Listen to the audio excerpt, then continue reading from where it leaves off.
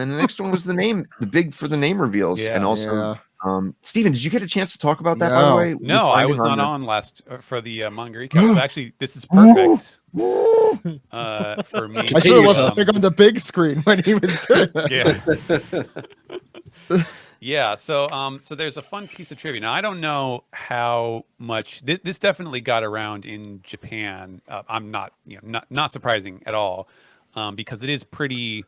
It's like staring you right in the face when you see it. But I'm not sure how much this was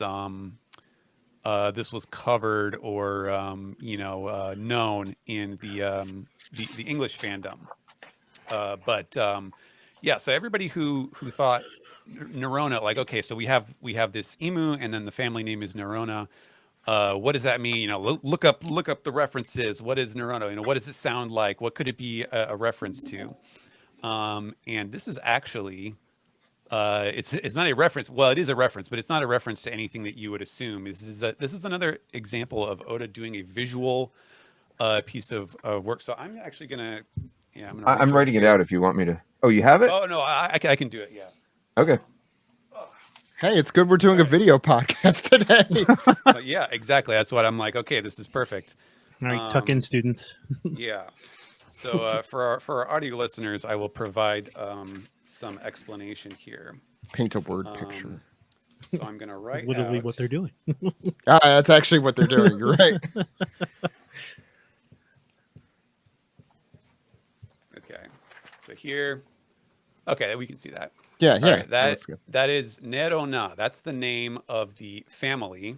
Mm-hmm. And then this is so bad. Here is Emu. Here, I'll write the letters. You have good handwriting, Stephen. Well, save that for when you. I don't think I've ever seen Stephen's handwriting. My English letters here. Okay, so there's Nerona. This is katakana. This is how it's written in the manga. Nerona, and then Emu is the name of the given name. And I was curious about this. Like, however long ago it was that we saw Emu revealed, the name Emu was revealed. And I don't know if I mentioned this on the podcast or not. I may have, I may not have, because we didn't know. But I was definitely thinking it at the time, is that Emu is like the combination of the katakana Emu is looks very similar to something. And so what actually Oda has done here is he has used katakana that you can combine into kanji. So I'm going to start with Emu here. I think this is a good example of something that can't be translated.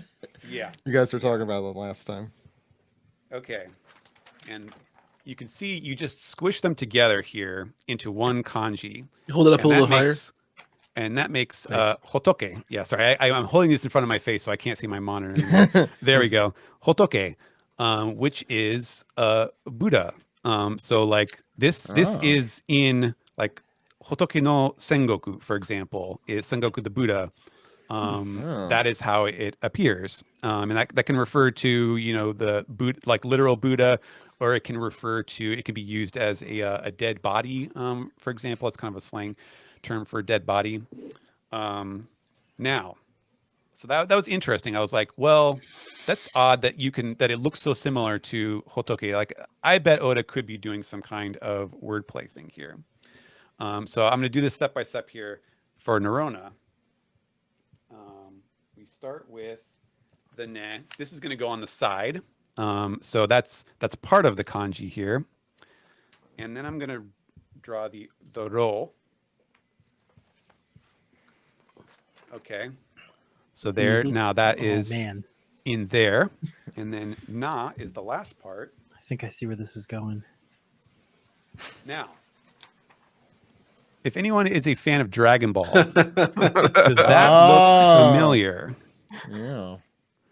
That makes the kanji for kami or God. Yeah. Oh, how did I remember that? I don't remember shit. So he's got both God and Buddha in the same name, which is really interesting. And that is a combination that is used a lot in sayings in Japanese. Like you can both, if you do them in the onyomi reading, it becomes shinbutsu, which means Shinto and Buddhism. So that's obviously a real world sort of thing. But you can also just use like kamemo hotokemo, which means like both God and Buddha, or neither God nor Buddha, depending on what the rest of the sentence is. And it's basically just like a very demonstrative thing, like, like even these divine powers either do this or they don't do this, or something like that. And so basically, like the idea is that it's like Imu's whole name is like, super holy McGodly man or something. Like it's just something so over the top. And it's awesome that it's like literally in the name of like, this guy or this woman or whoever it is, they are a god. It's right in the name.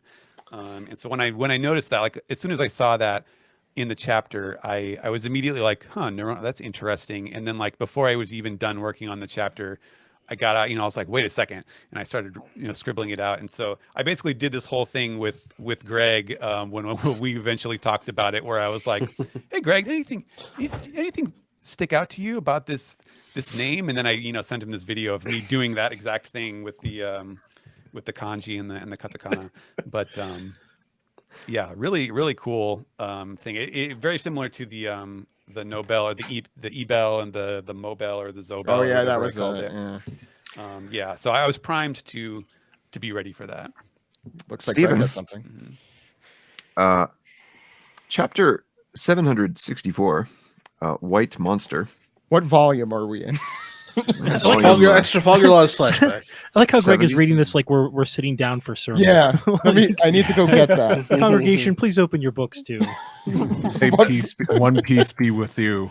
May the One Piece be with you. The Shanks, the Luffy, and One the Piece. Buggy, and the... Sorry, what volume was that? 77. Okay. Chapter 764. We're in the law flashback. Ed is completely on point. That's and I guess I'll just read it to you. Well, he read the title, so. そして、ある土地では D の一族をこう呼ぶ者たちもいる。神の天敵。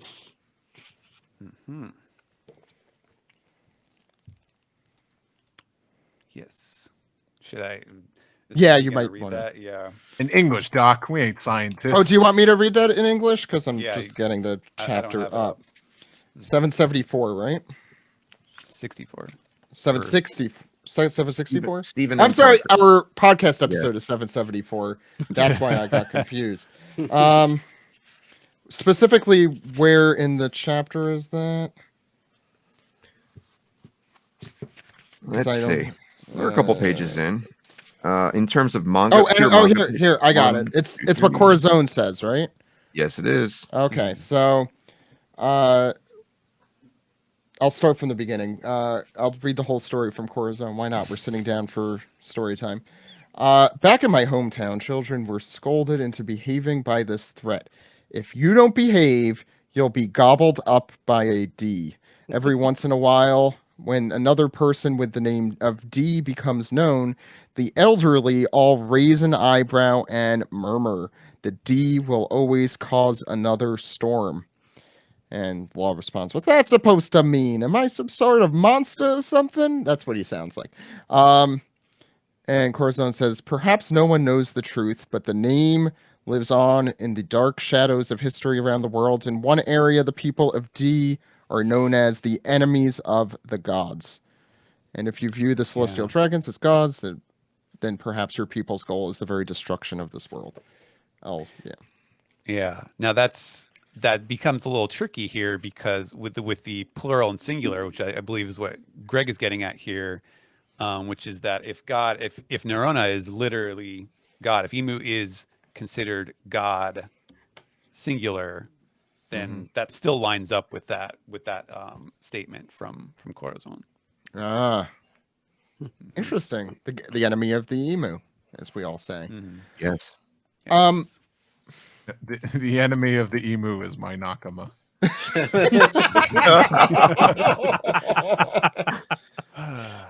Um, Can we talk about the elders' names too? yeah. Yeah. They're Um, ridiculous. There's no way Sure, that I sure. could think of to translate that into English, right? Like Oh, that seems the Neurona thing. both. Yeah, I mean, there's no way to do it in the same way that is like a visual joke, just because of the way that, like the visual differences between the alphabet and katakana and kanji. Like this is literally just like made for that sort of thing, with the way that kana and kanji work, just because they're like the building the blocks that can be used in, as radicals and as different elements of kanji. So there's no way to do that.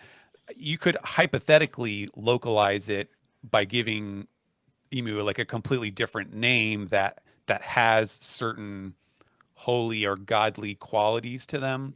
But obviously that would be, it would sound completely different. It would come across completely different. And, that's obviously like that's a really drastic step to take. And it's the sort of thing that like, I'll do stuff like that with the names of random islands that have very punny names, but like even just doing it for a character, like it can be very controversial. Like just think of how much ink has been spilled about Cat Viper and Dogstorm versus Nekomamushi and Arashi. So that sort of thing you have to be very careful about for sure.